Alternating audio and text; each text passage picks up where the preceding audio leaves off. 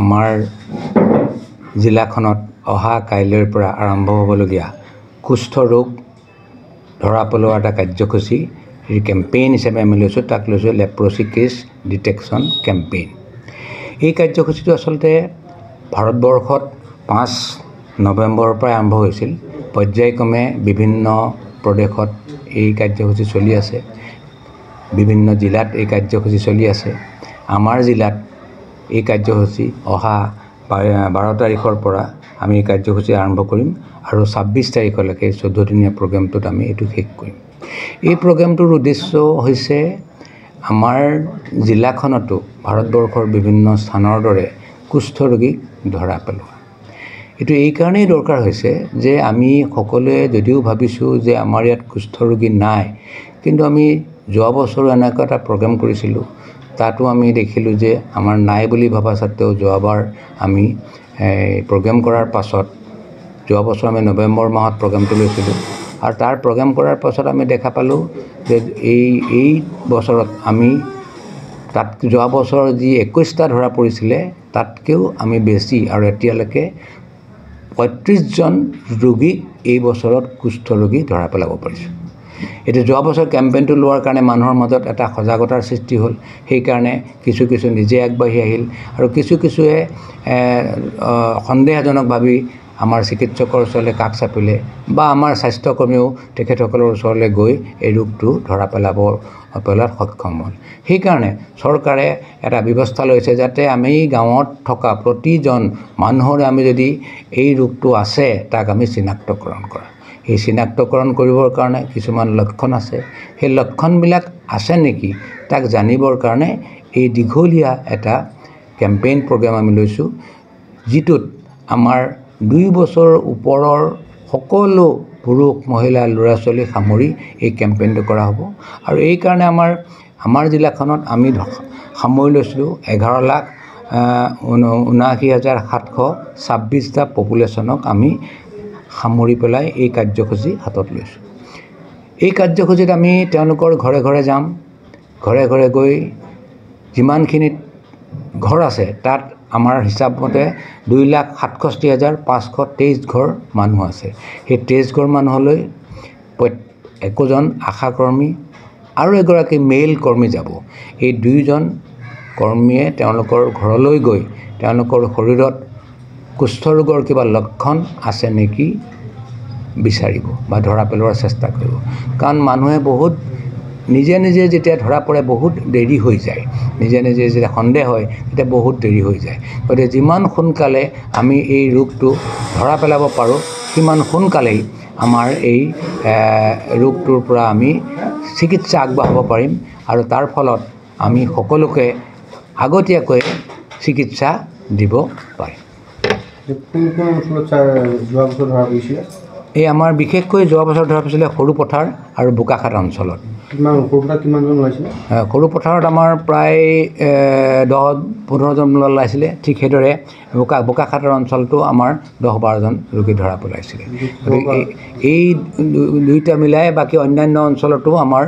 এই ৰোগীসকল ধৰা পৰা হৈছে। তাৰে ভিতৰত আমি দেখা পালোঁ যে প্ৰায় বেছিভাগ ৰোগীৰ এই যি ওলালে তাৰে 50% চাহ বাগান অঞ্চলৰ ৰোগৰ ক্ষেত্ৰত দেখা পোৱা গ'ল। আৰু তাৰ এটাই প্ৰধান কাৰণ হ'ল তেওঁলোকৰ মাজত সজাগতাৰ অভাৱ বা তেওঁলোকে এই ৰোগটো যদি আছে কাৰোবাৰ সেই কথাটোৰ বিষয়ে লক্ষণবিলাকৰ বিষয়ে তেওঁলোকৰ এটা ধাৰণা নাই, 1 নম্বৰ। 2 নম্বৰ কথা হ'ল তেওঁলোকে এনেকুৱা যিটো ৰোগৰ লক্ষণ, যেনে লক্ষণবিলাককো আমি যদি কওঁ, লক্ষণবিলাক কেনেকুৱা যে হেতা পৰা তামবৰণীয়া ছালত যদি দাগ ওলায়, সেই হেতা পৰা তামবৰণীয়া ছালত দাগ ওলোৱাটো এটা প্ৰধান লক্ষণ। দ্বিতীয় লক্ষণটো হ'ল হাতৰ বা ভৰিৰ বা বিভিন্ন অংশত টেমুনা বা গোটা নিচিনা এটা অংশ সৃষ্টি হোৱা। আৰু 3 নম্বৰ কথাটো হ'লগৈ তাৰ পিছত কোনো হাতৰ বা ভৰিৰ কোনো এটা অংশত আমি চুলে গম নোপোৱাৰ এটা পৰিস্থিতিৰ সৃষ্টি হোৱা। আৰু শেষত আমাৰ যদি চাওঁ একেবাৰে শেষত এটা ঘা লাগি সৃষ্টি হয়, তেনেকুৱা এটা অৱস্থাৰ সৃষ্টি হয়। এতিয়া কথাটো হ'লগৈ আমি সাধাৰণতে গাঁৱৰ মানুহবিলাকে তেনেকুৱা বা বাগানৰ মানুহবিলাকে তেনেকুৱা ছালৰ কিবা দেখা পালে তেখেতসকলে এইটো সাধাৰণতে কিবা ছালৰ বেমাৰ বুলি ধৰি বা ভাবি তেওঁলোকে চিকিৎসালয়ৰ ওচৰ নাপাবে বা ফোঁহা এটা ওলালেও তেওঁলোকে মানে গোটা এটা টেমুনা বান্ধিলেও তেওঁলোকে এইটো বিষ চিক যেতিয়া নাথাকে সেই গোটা টেমুনাটোক তেওঁলোকে চিকিৎসা ল'বলগীয়া হৈছে বুলি নেভাবে সেই নভবাৰ কাৰণে তেওঁলোক চিকিৎসকৰ ওচৰ নেচাপে এতিয়া আমি সেইখিনিকে বিচাৰি যাম মোৰ যদি সেই ৰোগটো হৈছিল মই যদি সম্পূৰ্ণ এপালি দৰৱ খালোঁ তেতিয়াহ'লে মোৰ পৰা সেই ৰোগ আনলৈ যোৱাৰ সম্ভাৱনাটো কম হয় আৰু আমাৰ আনবিলাক ৰোগীও এই বিপদত পৰাৰ পৰা আঁতৰি থাকিব পাৰে এইখিনি কথাকে আমি সকলো ৰাইজক জনাবৰ কাৰণে তেওঁলোকৰ ঘৰে ঘৰে যাব টিমটো গৈ পেলাই প্ৰতিটো টিমত পুৰুষ এজন মহিলা এজন এইকাৰণেই দৰকাৰ হয় যে মহিলাসকলক চাবৰ কাৰণে মহিলা এজন লাগে বা পুৰুষসকলক চাবৰ কাৰণে তেওঁলোকৰ গোটেই শৰীৰটো চাব লাগিব আগফালে পিছফালে মহিলাৰ দ্বাৰা চাবলৈ অসুবিধা হ'ব সেইকাৰণে ভিতৰত ঘৰৰ ভিতৰত পোহৰ থকা অংশত তেওঁলোকে এইখিনি পৰীক্ষা কৰিব সেইকাৰণে দুটা টিম যাব আৰু তেওঁলোকে যেতিয়া সন্দেহ কৰিব তেতিয়া ওচৰৰ চিকিৎসালয়লৈ পঠাব ওচৰৰ চিকিৎসালয়ৰ চিকিৎসকজনে যদি তেওঁ নিশ্চিত হ'ব পাৰে তেতিয়াই চিকিৎসা আৰম্ভ কৰিব যদি তেওঁ নিশ্চিত হ'ব নোৱাৰে আমাৰ গোলাঘাট চিকিৎসালয়লৈ বা যোৰহাট মেডিকেললৈ পঠাব আমাৰ ইয়াত স্পেচিয়েলিষ্ট আছে তেওঁ নিশ্চিত কৰিব বা তাৰো যদি সন্দেহ থাকে এতিয়া আমি আজি এদিনমানৰ আগতে আমি টেষ্ট কৰিবৰ কাৰণে আমি এজন স্পেচিয়েল টেষ্ট কৰিবৰ কাৰণে এজন লেবৰেটৰী টেকনিচিয়ানক টেষ্ট কৰাই মানে ট্ৰেইনিং দি আনিছোঁ আৰু তেওঁৰ দ্বাৰা লেবৰেটৰী পৰীক্ষাৰ দ্বাৰা কনফাৰ্মেশ্যন আমি কৰিম আৰু তেওঁক যিমান পাৰোঁ সোনকালে আমি চিকিৎসা আগবঢ়াম যাতে তেওঁ সম্পূৰ্ণৰূপে নিৰ্দিষ্ট সময়তে আৰোগ্য লাভ কৰিব পাৰে এইখিনি উদ্দেশ্য লৈ আমি এই প্ৰগ্ৰেমটো আৰম্ভ কৰিবলৈ লৈছোঁ আৰু এই প্ৰগ্ৰেমটোৰ জৰিয়তে আমি সকলো ৰাইজৰ সহায় সহযোগিতা কামনা কৰিছোঁ আপোনালোকৰ সহায় সহযোগ কামনা কৰিছোঁ যাতে সকলোৱে আমাক সহায় সহযোগ কৰে আৰু বহুত ক্ষেত্ৰত দেখা যায়